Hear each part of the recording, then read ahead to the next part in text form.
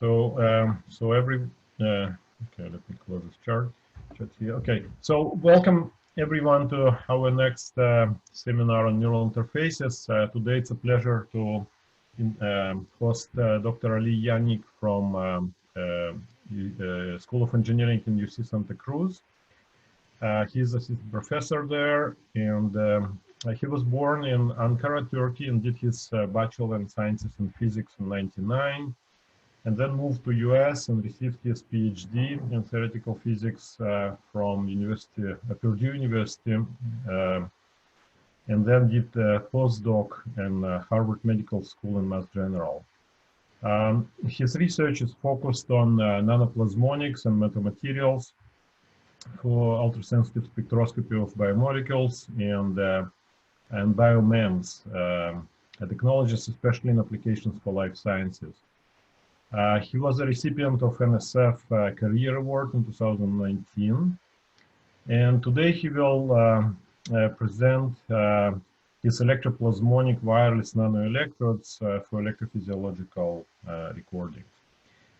So 2 words before we start the seminar about the logistics.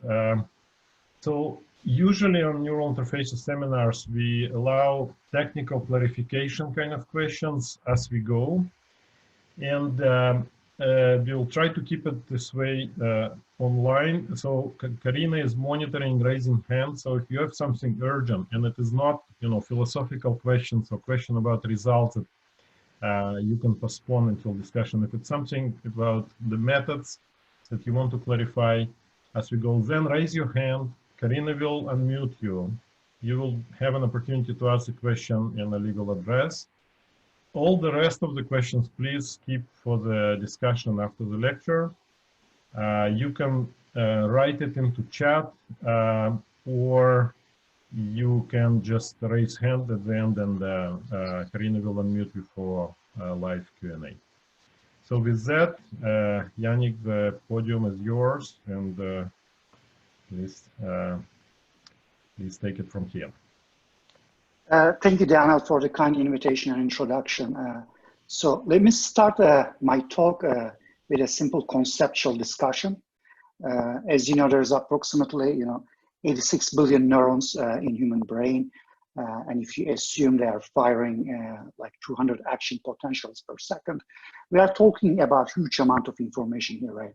Basically, 17 terabytes per second. If you were to put in a computer hard disk, it will fill it up within a matter of seconds.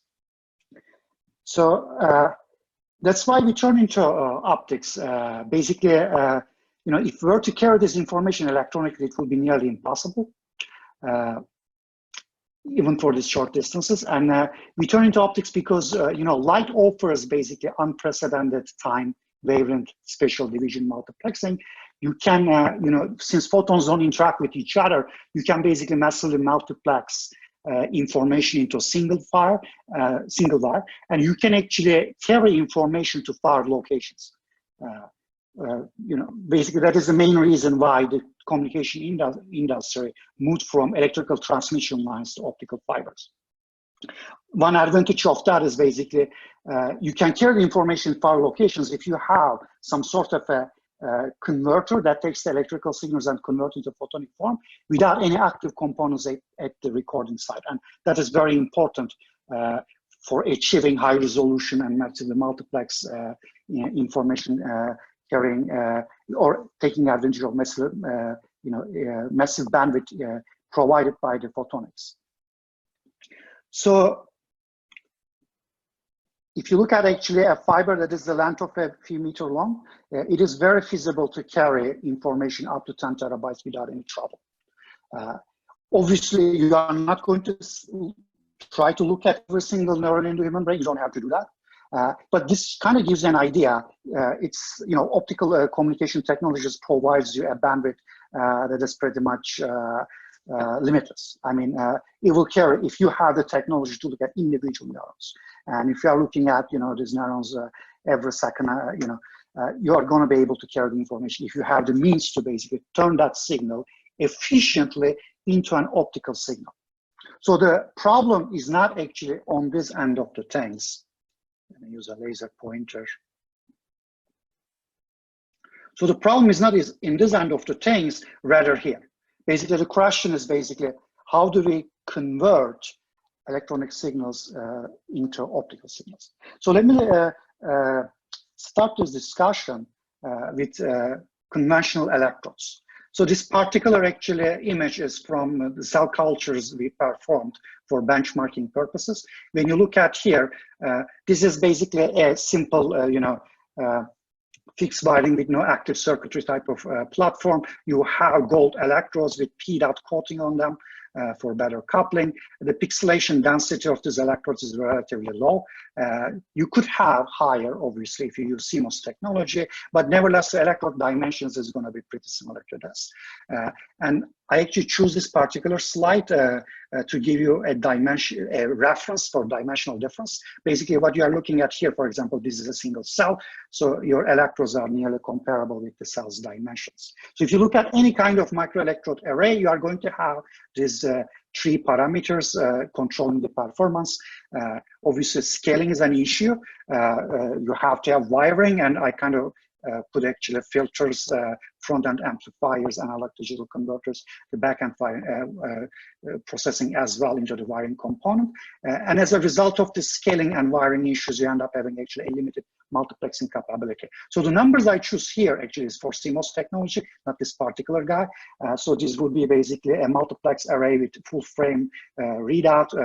It actually has on-chip signal conditioning. As a result, you cannot actually make the individual pixelation density smaller than 25 micron by 25 micron. At least to my knowledge, this is the highest recorded values. It might have changed in the last 2-3 years, but not too much. The pace of changes is relatively slow and requires significant amount of scientific innovations. The reason for that, one of the problems is basically of this scaling issues, even if you were to use CMOS, is basically you're gonna have conditioning on chip that is going to require large front-end amplifiers. So making things actually relatively smaller is problematic. You can use, nanowire FETs, they are very small, but with the circuitry, you are going to have, again, a limited footprint, a relatively large footprint, and you are going to have only a limited number of electrodes. This number is relatively large. I'm not sure if actually they can do this many measurements simultaneously. I think you can have this many electrodes, but you have to do time division multiplexing because you are kind of sharing resources. So there's a number of limitations with this technology. But just to give you an idea, basically, if you look at that cell closely, with our nanoelectrodes, again, these are wireless electrodes, what you see in the background here is basically electrodes, and you can see the dimensional difference. And the individual electrodes here can be read optically, and that's the whole idea behind it. And if you look at their footprint, we are talking about a fraction of a micrometer square area. These electrodes are smaller than the diffraction limit of light. You can make it even smaller, you can make it larger, but that doesn't matter really at that point. We are limited by the diffraction limit of light. If you pack a bunch of them to a diffraction limit of light, I guess that's better for you because you will have more optical signal. One important fact with this basically approach is that there is no need for wiring. And there are no active components on the recording side. And that is why you can make them so small. And one thing actually fascinating about the structures is that they are actually made out of same things that conventional microelectrode arrays are. It's made out of gold and PDA. So what we are doing basically in terms of these three parameters, we are taking this gold PDA electrode, microelectrode, we are scaling it down to 50,000-fold smaller dimensions. We are cutting the wire and we are multiplexing millions times on a chip without any wiring. So that will be a miniature analog of that, but it works obviously on a completely different physical principle. And tell you the truth, the reason it ends up looking similar materials is relatively incidental. And I'll come back to that later. And we showed actually we can do multiplex measurements, 22 million of them. On a chip, we have more than 1 billion electrodes with the right set of imaging tools. It is possible to go way beyond 20 million basically. Our pixelation density is on the order of 3 million electrodes per millimeter square. And if you were to actually put this on a map, that can give you some idea. So I think this is a very nice graph that tells you basically, the sensing area overall and the electrode density.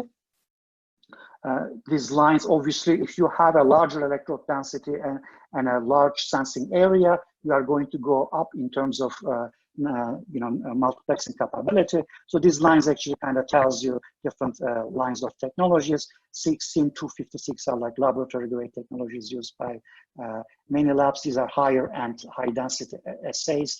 You are reaching somewhere 65,000 K if you reach to electrode density on the order of 10,000 to 100,000. Technology is getting progressively better. The difference between those electrode technologies is the type of circuitry they use. This E, for example, is mainly CMOS circuitry with on-chip conditioning.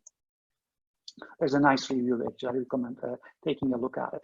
And basically, you are jumping through these lines as the technology gets better, but the jumping time is approximately 7.2 years. This is kind of like a Moore's law for the electrode arrays. It is not as efficient. Now there's a factorial difference of 5 here, but obviously it's a doubling time of 1.5 makes a huge difference. When you have a 5-factor difference, that is going to be a pretty big difference. In other words, in order to improve, for example, from current 65,000 K microelectrode measurements to somewhere 1 million is going to take 3 decades. So with the conventional technology, and it's going to require huge amount of scientific discoveries. I mean, you have to really be innovative in terms of circuitry. But if you do this optically, and that's what I was trying to highlight, if you do this optically, you can literally jump ahead of this curve without as much effort. And hopefully what you can do in vitro, which determines what you can do in vivo, and then we will be able to, in future, basically improve our in vivo technology. So we want to invest on something that can keep continue improving without as much effort, without the limitations of the existing microelectrode technologies. So the question is, moving forward, is how to read electrophysiological signals optically.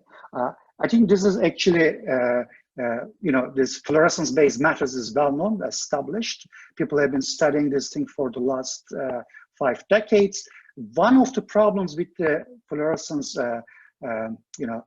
voltage probes or genetically encoded voltage probes, they are genetically encoded. So obviously, it is a questionable thing how you would use this with human. Again, you have high resolution. With the diffraction limit of light, you are limited on that. You can get bandwidth in theory, but often what happens is that because of the low photon counts, you end up getting basically limitations related to bandwidth. You have to do, you have to use high intensity light. Even after that, you have to do averaging. Often, basically, the numbers given here is not from a single fluorescence molecule. It is millions of them over multiple cells. There were actually some studies, people showed single cell signal progression through the cell itself. But in order to achieve that, if I'm not mistaken, they use 200 measurements that are time gated. Basically, you measure again, measure after a stimuli. And then you kind of average it out after 200 times, and then you kind of see basically how the signal progresses. So it is basically a very good demonstration, but it doesn't really reflect, as a tool that you can really look at single cell level, how the signal processes, or subcellular level. So there are a lot of limitations, and that is to do with the number of photons here. So these numbers actually, delta S divided by S refers to the signal change for certain field potential or certain electric field variation. And this guy actually refers the number of photons. That is basically your efficiency factor here. Basically, overall, it gives you basically a signal to noise ratio. This multiplication is the important part. I think you can do some improvements on this end, but relatively are limited in terms of the number of photons you have. People actually developed electrochromic fluorescence dyes and improve this factor. I believe there are some claims up to 90%, close to 100% signal variation in this delta S. But the fact is that if you are orders of magnitude low on this end, in terms of the number of photons, even if you improve things from 10% to 100%, and that is obviously the best you can get, you are still limited in terms of signal to noise ratio. In this case, you are limited by the shot noise ratio, basically. So a lot of these measurements has to be done shot noise limit. Now, few people actually come up with this idea. A handful of people actually worked on this thing. What they claimed is that if I can actually improve the photon count, I can improve the signal to noise ratio significantly. And for that, I can use a plasmonic particle. Basically, a plasmonic particle has a cross section about 1,000,000-fold larger than a fluorescence particle. And you are looking at the scattered signal. As a result, you don't suffer from low quantum yields. In the case of fluorescence dyes, you have this low quantum yields. These are low quantum yield relative to other fluorescence molecules. But the problem with that, actually, this particular reference cited here made an analysis, and actually they show that the major issue is, okay, you got actually very good photon count, but then you run into another issue.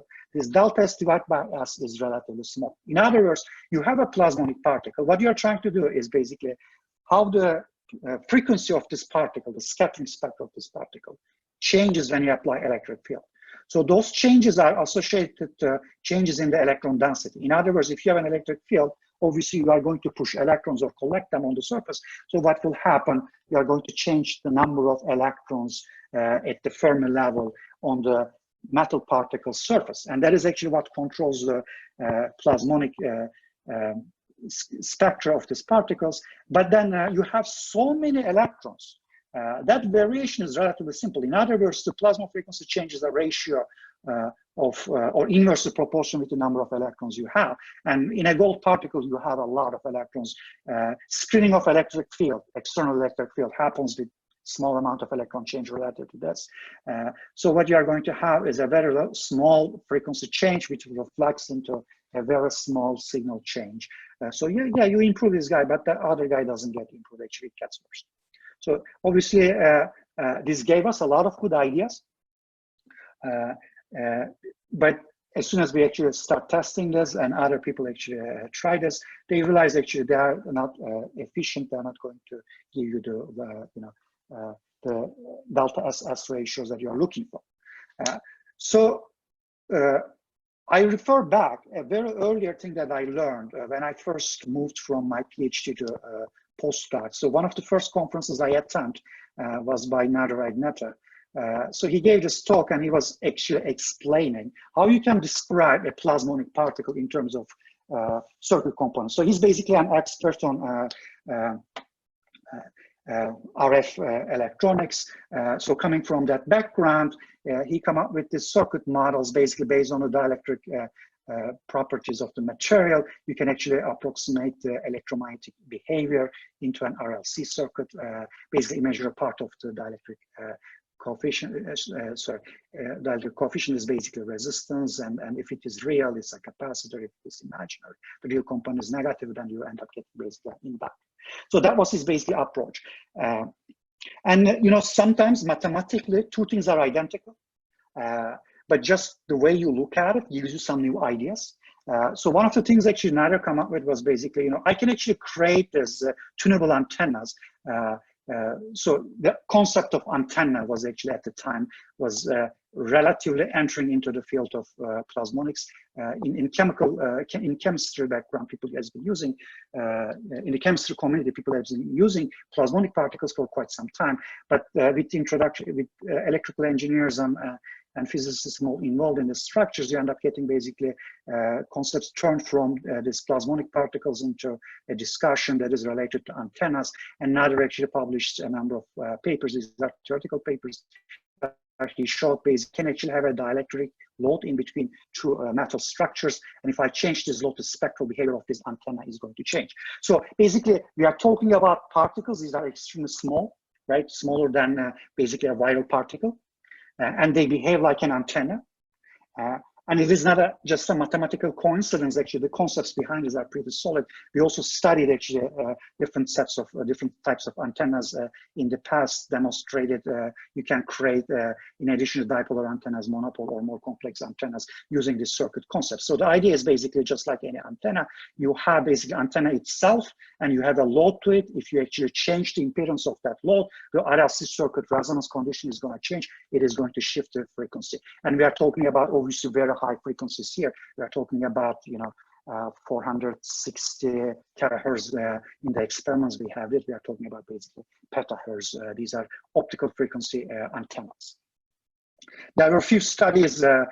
People actually did this static antenna structures. What they did basically, they kind of started with a full antenna that looks like this, kind of covered in the metal. Based on how much metal they live in the metal, they are kind of changing the load, the dielectric versus metallic load in the metal, so they can control. So they actually showed it nicely matches with the antenna concepts.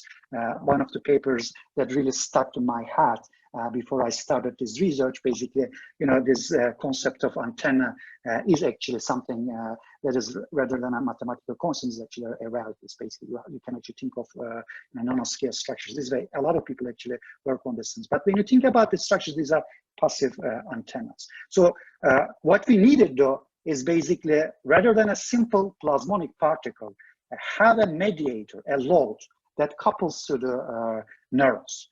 So basically, you have the plasmonic resonator, an LC circuit itself, and a variable one, the electrochromic polymer load, which is coupled to the, or which can actually monitor this circuit components. Basically can vary based on the electric field in the environment. So overall, the resonance of this antenna structure is going to change. And when you look at the scattered signal, you are going to see basically a variation as electric field oscillates, the scattering signal that you are collecting in the far field, basically. So with far field measurements, you can basically measure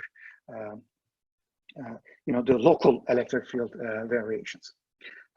Now, what electrochromic P-load does here, basically, it takes the electric field dynamics that is occurring in the kilohertz domain and helps us to translate into the electromagnetic domain, which are oscillations on the order of petahertz, right? When I actually started designing the structures, I had no clue. I had very little understanding of microelectrode arrays. I didn't know actually PSS as is used very often. The primary motivation I have, I was familiar with the fact that PDOT actually has a strong electrochromic polymers. Between doped and de-doped states, you have actually this large refractive index variation, which is basically a large, dielectric susceptibility. So if you think about it, basically a large variation in the capacitance, in other words, which you can actually measure in the far field relativity. There are other good other advantages using PSS. It's stable down to 10 nanometer thickness. It has high capacitance. That's why it's using supercapacitors. It can be functionalized with biomolecules. People actually have optimized this in microelectrode array community. It can be electropolymerized or lithographically patterned. We end up using actually electropolymerization. I'll come back to that shortly, which turns out actually a much better way to do things at the scale. And it can actually give you broadband electro-optic response from 500 to 2000 nanometer. So we are actually making these electrodes that can work in the near infrared. The wavelengths where you have actually relatively good, penetrating depth inside the biological tissue. And they're extensively used. But in this case, we'll be using them for nanoscale MEAs. Now, when I started this research, one thing that became quickly clear is that actually the match between electrochromic polymers and the nanoscale resonators is actually a match done in heaven. The reason for that is for two reasons. Electrochromic polymers as a material actually has a large electro-optic modulation constant here between doped and de-doped states, but you will require relatively in order to have something observable of I'm talking about microns of electrochromic polymer. That's why actually electrochromic polymers are not used for display technologies. Because when you have a thick electrochromic polymer, you are limited by the diffusion constant of the ions inside the medium. Doping and de-doping is going to be a slow process. That's why we stick to LCDs. You know, for decades, display technology has moved. We changed names. We are now talking about, you know, quantum LEDs or, you know, organic light emitting displays, for example. But what didn't change for decades is we keep using liquid crystal technology. Although electro-optic polymers actually gives you a similar kind of capability, we never thought electro-optic polymers can match these electro-optic modulation capabilities of liquid crystals. The reason for that is you needed a thick one, and if you have the thick one, it's going to be slow. So you cannot have it both ways. In other words, you cannot have a fast electro-optic polymer that gives you a large electro-optic modulation band. But when you combine this plasmonics, that changes facts, because you see, when you have a plasmonic structure, you are focusing light to below diffraction limit. I'm talking about, you know, 10,000-fold lower volumes than diffraction limited volume of light at the same wavelength, right?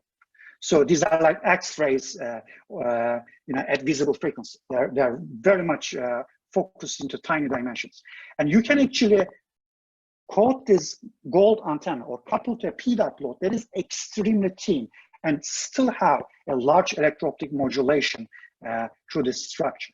And in this case, basically, these simulations reflect our experimental data pretty well. The thicknesses we are looking at here is about 20 nanometers. We got a good, you know, sweet spot, in other words, where the modulation depth is fast, and you can get actually large electro-optic changes for 20 nanometers of PDOT. And we were able to go down below the millisecond range. And just to give you an idea, when people actually talk about electro-optic displays, people are generally talk about on the order of second. So we go all the way to microsecond domain from the second domain by just thinning these guys. And I'm not going to show that, but we have another paper coming up.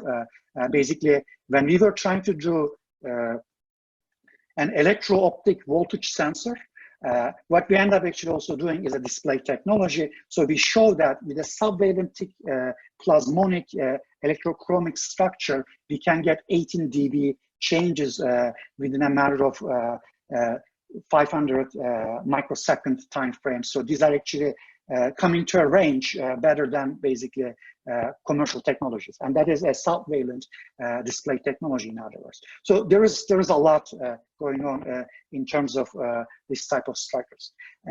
But again, these particular numbers you are looking at here are doped and de-doped states, which requires relatively large voltages. We are talking about 1.5 volt. And this experimental data and simulations is basically gave us an idea to understand, you know, how observable that effect is.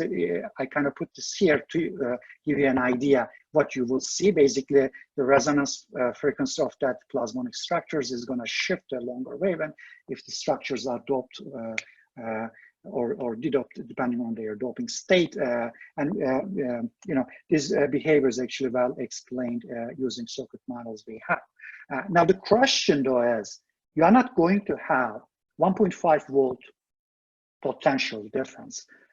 When you are dealing with cells, it's going to be much smaller than that. And what is the potential difference anyways? In order to have a potential difference, you need two electrodes. In our case, we do not have a second electrode, right? We don't have a reference electrode. We are not doing actually an electrical measurement.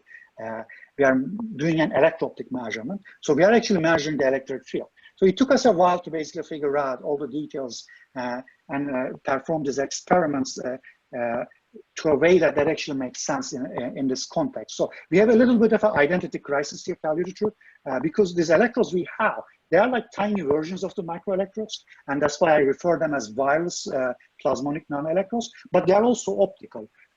So in certain contexts, actually in our first paper, I also use the concept of nanoscale probes. So they are actually hybrid origin in a way. So they have the capacitive behavior and a similar materials of the microelectrode arrays, we array them, so on and so forth. But they are also measured using optical means, so we can directly compare their behavior using signal to noise ratio analysis and optical spectra, much like optical electrodes. So I'm going to jump a couple of different things, and I'll try to make sure the transitions are smooth so that I don't nauseate you. This is basically the general follow. What I would like to discuss a little bit of fabrication, and that is actually kind of intervene with the overall structural design. It turns out basically all these advantages come together. Basically, when you have these things really tiny, the P dot load, it turns out to be very fast. I mean by tiny, both thickness and the cross section. I'm going to also discuss the response times in that sense. So there's going to be a discussion about temporal response as well as field sensitivity and SSNR. I'll show you some spectroelectrochemical measurements, because when you make these things extremely small, you cannot do 3 electrode measurements using a potential stat. And I'll show you at the end of my talk large area imaging with millionplex recordings on a surface. So the fabrication schemas look something like this. Basically, we do electron beam lithography, simple liftoff. This can be done also in large area. Mostly we do in our laboratory here. But it's relatively easy to fabricate. It's on large scale. It's a repetitive structure. Then what you do basically use an electropolarization technique to coat these things to tiny dimensions. So what you are looking at here is this, like a sunny side up egg. In the middle is the gold particle, and you have this P dot around it. There are some variations, but it turns out that variations in the structure doesn't really matter. It's a very uniform array because the light is localized very close to the plasmonic particles. If you have slight variations on the circumferences of the structures, the P dot structure itself, it's not a big deal as long as these guys are not overlapping. It turns out to be an important parameter. So we actually spent some time optimizing this and demonstrated we can do large area fabrication with 5 nanometer precision in terms of average thicknesses of the structures. And one of the things that we were worried, obviously, is the speed of the structures. I mean, you have to be, on the order of milliseconds or less in terms of electro-optic response. And nobody actually looked at the nanoscale versions of electrochromic laws, how fast they behave. This is also a learning curve for me. I never did electrochemical studies before. I was doing plasmonic biosensor research, but mostly for molecular detection, like viral or cancer-related biomarkers. So it's a relatively new thing.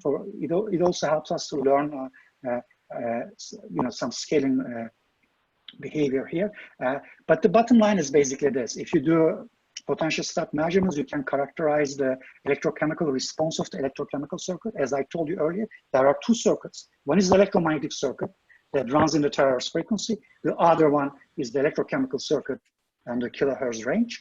And you are connecting those two to the capacitance of the P dot. So controlling of that and the response time of the electrochemical circuitry is the key for your ability to resolve, things in the electromagnetic domain or the temporal response time in the electromagnetic domain. So we did this analysis using large area structures, and one thing actually become very clear after a short investigation is basically, you do the P dot thinner, my apologies. You improve your diffusion capacitance. So basically, you are going to see a linear variation with square root of area. The response time is going to get better. If you make the area smaller, so it's linear with the thickness and is also linearly varying with the square root of the area, you are going to end up getting basically a much better electro-optic response if your P dot polymer is very thin and very small in cross-section, right? So that is basically your response time, temporal resolution that is controlled by the electrochemical circuitry. Hence, basically, this particular design is particularly handy because if you think about it, you have this plasmonic confinement in a very small surface area, and if you can deposit P dot around these particles in a very small volume, and I'm talking about zeptoliters of volume, you end up getting basically ultimate response.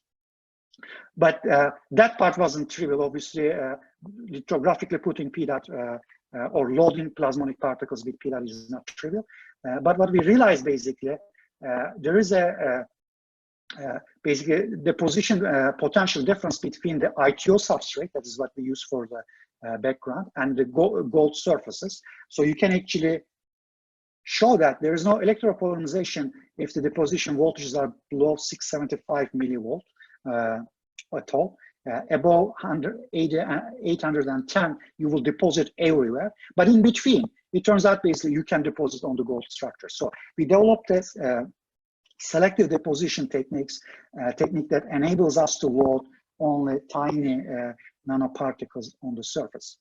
And this corresponds to basically reliable and repeatable fabrication of the structures with extremely small electrochromic load, which can actually respond very quickly. And the second important parameter, obviously, we want to look at is the sensitivity. So there were a few studies in the literature. We first repeated those to do with the plasmonic particles electric field response. For that, we basically created air measurements. And it turns out,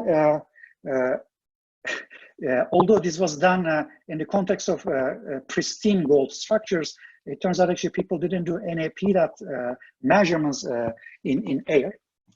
So doping is one of the factors, but the other factor is that basically when you apply electric field, you're also pushing charges through the surface. So your combined effect is giving you the response, which is better than individual effects themselves. They are additive, but we cannot really characterize the additive effect because it's difficult to distinguish. So what we looked into the field response. In other words, what happens if I were to push basically charges down from the surface of the PDAT structure towards the gold surface, how the response of the structures is going to change. So the electric field's values here are well characterized, and when you look at these values, they're about 1,000-fold smaller than the electric field values you will get in the membrane. In a membrane, you are talking about 10 to the power 5 to some factor of that volt per centimeter. So these values look small, but when you actually multiply, with electric field values you end up getting few % change.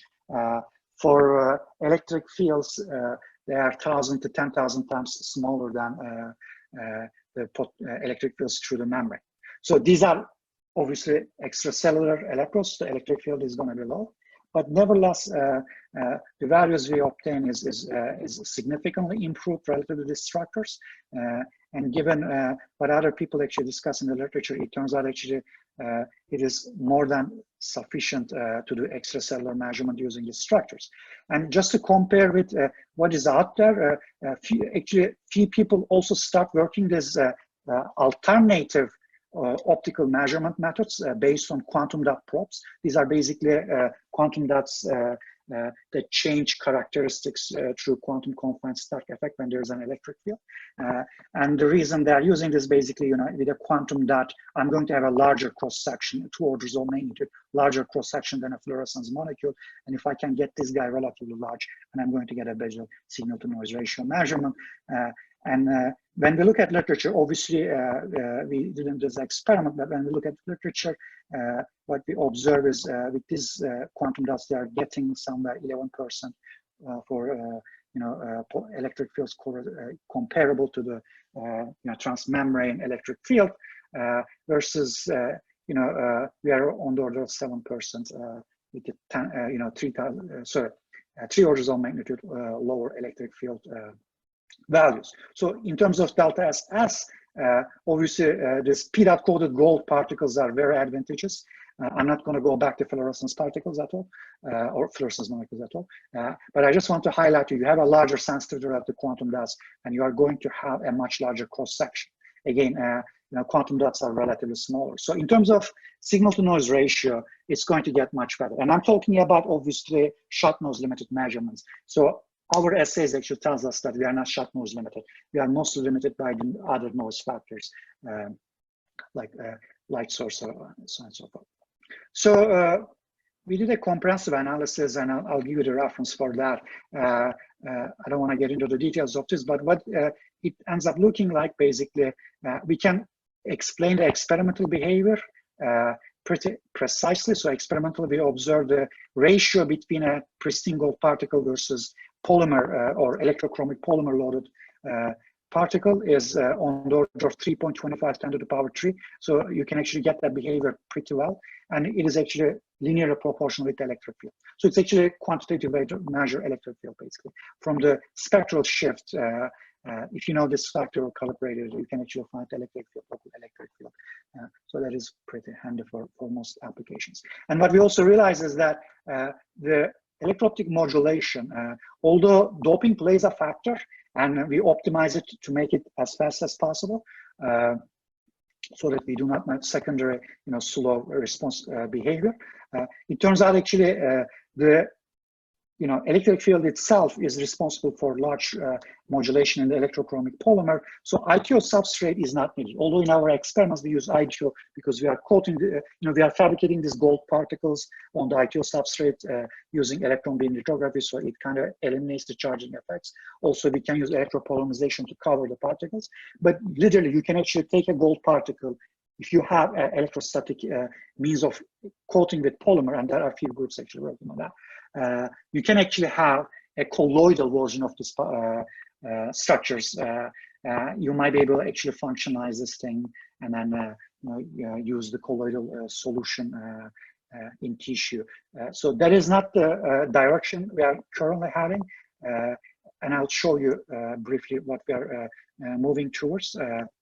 But it is a possibility. And there's a nice discussion for the paper that we recently published. So if you look at the SSNR ratio, and this was the main limitation for the pristine gold structures, there's an orders of magnitude difference between a pristine plasmonic antenna versus the electrochromically coded or electrochromic loaded antennas. These are basically left and right. So I'm looking at a single antenna here. As you can see, obviously, the SSNR ratio varies depending on the electric field. But for the electric fields that are within the range of interest from a single nano antenna, again, this is smaller than diffraction limit of light. You are very above the shock noise limit. So the measurements you are going to make is going to be diffraction limited. And that is a significant variation. And this from the fluorescence dyes.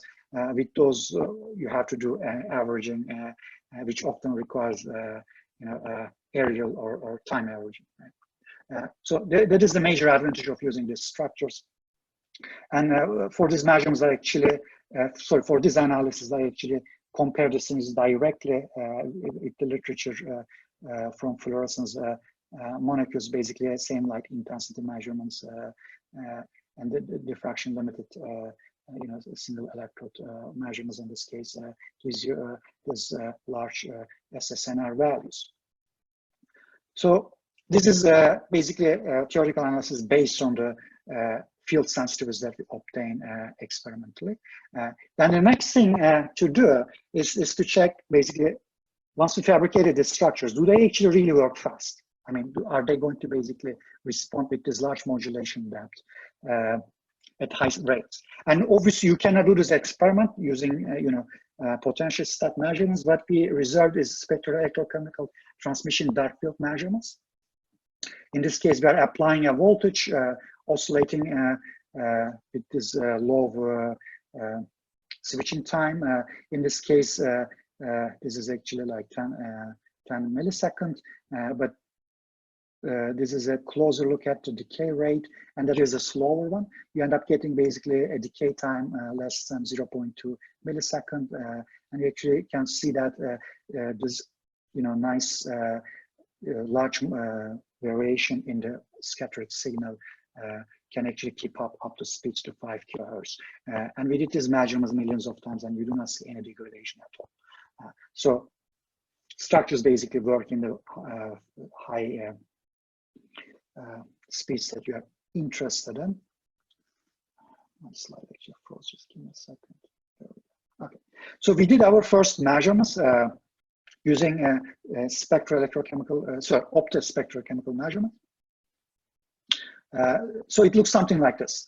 Again, these are basically done using halogen light source of a microscope. So there is no laser, there is no special LED. halogen light source, low intensity light source, and using a handheld spectrometer. So very crude setup. You see that signal is actually relatively broader here. The reason for that, the response time of a handheld spectrometer is relatively low. And these are aerial measurements. So there is a broadening because of the individual cells you are looking at. These are cardiomyocyte cells. Basically, we got some funding from NSF with a collaborator in Notre Dame for the analysis of the stem cells that they're basically working on. So they are spiking together, more or less, but not ideally. And in order to prevent them, any mechanical motion, we use a chemical blebstatin so that you do not actually record the mechanical motion rather than you record basically electrophysiological signal. And this is actually done also in other contexts. I believe Hong Kong's Park group in Harvard, for example, use this with FPT. So it's actually a standard technique if you are using cardiac cells for your measurements. So we actually got a pretty high SSNR ratio measurements with low intensity light. I'm talking about 11 millivolt per millimeter square. That is relatively 3 orders of magnitude lower than my apologies. Genetically encoded fluorescence dyes. My apologies. So basically, you are not limited by the photon count here, and with the low light intensities, you can do actually large aerial measurements. And one other important fact I wanted to illustrate is basically there is no averaging here. So when we actually did these measurements, when I look at the screen. This is basically, a handheld spectrometer this size, this size spectrometer. When I look at the screen, the collection software, I could actually see signal with raw data. It's a pretty strong signal. You do not need to process, go through extensive analysis in order to observe this. So this was our first proof of concept demonstration. And all summarized in this particular paper, I recommend taking a look at it. It's a very detailed paper. Pretty much everything I discuss is listed there. So what I want to show you, though, our upcoming work, basically what we did from here is basically move from spectrochemical measurements to CCD-based measurements. And we changed the structures. Since this is not actually published yet, I'm not going to disclose too much information right now. I'm just going to show you a single slide. So by engineering the plasmonic structure better, let's put it that way, we improved basically our signal about 2 orders of magnitude further. And we were able to actually make these measurements on large area using CCD, and you can actually resolve single cell behavior, actually subcellular cell behavior, kind of observe, my apologies, signal transfer through the membrane. And in this case, we are making measurements out of, over a large area. It's 2.7 by 2.75 millimeter with 22,000 cells in the field of view. So let me show you a video of this.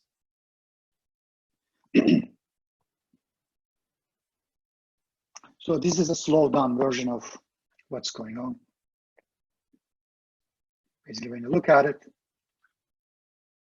cells are spiking at different points, so you can actually see the signal kind of propagating through the cell at different times.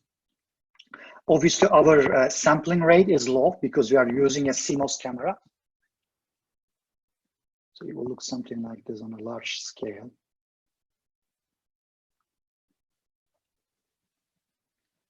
Look something like this. But you can close in and take a look at cells close. In this case, you started to see actually some kind of pixelation issues. Obviously, we are using, I believe, 5x objective in this case, so we have a large field of view. But nevertheless, you can resolve basically subcellular features readily without trouble. And just to give you an idea, to be able to have this kind of electrode density And this many measurements multiplex. With the current trend of microelectrode technologies, it will take you 80 years. And obviously a lot of scientific innovations. So by just simply replacing technology with an alternative, you can actually do this kind of a jump very quickly. And again, these are in vitro measurements, but to me, this actually reflects what is feasible also in vivo. And we are right now focused on moving these electrodes to in vivo applications. So we are basically established a collaboration, 3 PIs here, Mayhem from Carnegie Mellon, Yanik from ETH. So Mayhem actually has these really nice structures. So he has been developing waveguide arrays for optical stimulation, if I'm not mistaken. But it turns out actually the structures are very handy for other applications as well. These are soft waveguide structures. Basically, you have this pyrrolene core and PDMS clotting, and extremely small. You can make these guys basically on the order of 30 micrometers, 50 micrometers dimensions. These materials are FDA approved, they're biocompatible. And one nice thing about this particular structure is basically it allows you to couple light vertically. So it kind of is a very nice way to couple light into tissue. So it looks something like this basically. And they're flexible. And the one thing about the structures is that the fabrication method Maysem's group developed is basically enables you to fabricate structures on a flat waveguide array you have at some particular point during the fabrication process with our electron beam based approach. So I like to thank my students. These three actually drive the whole research here. We have a paper coming up related to large area multiplexing, and my collaborators basically Pınar Zorlutuğ and Dr. John at Notre Dame provided cells and helped us with the experiments related to cells.